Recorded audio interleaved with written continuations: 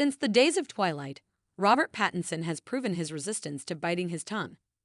Whether it's his honest opinion of the vampire love story or straight-up lies about the fate of a circus performer, there is no shortage of commentary from the actor that has made fans wonder if they can believe their ears. In a recent interview with the New York Times, Pattinson explained that he used to become bored while sitting for interviews early on his career, which might have led to some of his more eyebrow-raising anecdotes.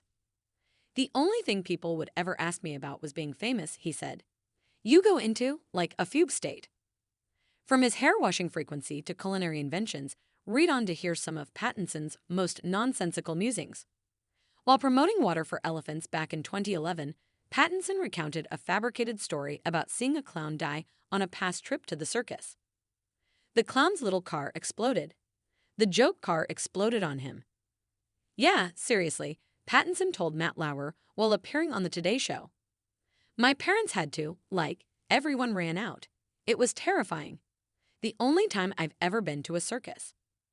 In a recent interview with the New York Times, Pattinson said he recently watched back the interview and was surprised with what he saw.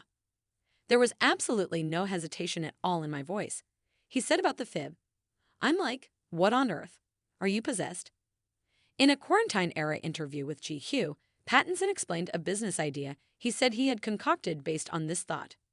"What if pasta really had the same kind of fast food credentials as burgers and pizzas? I was trying to figure out how to capitalize in this area of the market, and I was trying to think, how do you make a pasta which you can hold in your hand?" he said.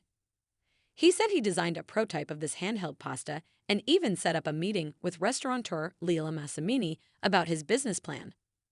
A few years later, in another chat with the magazine, he doubled down explaining, "I was actually trying to make that pasta. Like, I was literally in talks with frozen food factories and hoped that article would be the proof of concept." Also, in the 2020 interview for GQ, he said he wasn't really working out for his role as Batman. "I think if you're working out all the time, you're part of the problem," he said, referring to other actors. "You set a precedent. No one was doing this in the 70s. Even James Dean, he wasn't exactly ripped." He later clarified in an interview with Movie Maker that it was a joke. "That really came back to haunt me," he told the outlet. "I just always think it's really embarrassing to talk about how you're working out. You're playing Batman. You have to work out," he added. He also used the chat with Movie Maker to reference another talked-about comment he made years ago. "It's the same thing as saying in an interview when I was like 21 that I didn't wash my hair," he said. "It just sticks for 15 years.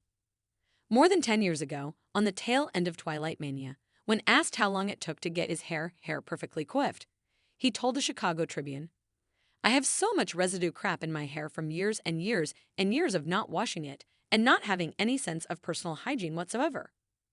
During a sit-down with David Letterman back in 2009, Pattinson shared that while filming a movie in Spain, he asked a fan who had been waiting outside of his apartment for days if she wanted to join him for dinner.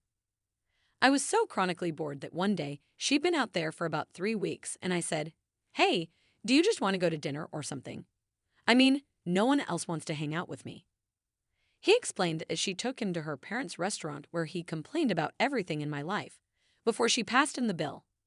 On a visit to the Graham Norton show, Pattinson shared that he used to tell people in Leh that he had attended the Royal Academy of Dramatic Art with Prince William.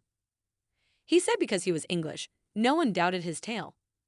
Pattinson has also been known to share his brutally honest opinions about all things Twilight, and in one scenario called his character Edward a weirdo.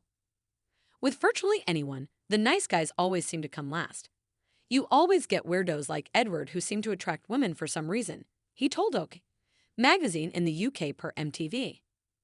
"If Edward wasn't a fictional character and you met him in reality, he is like one of those guys who would probably be an axe murderer or something," he added.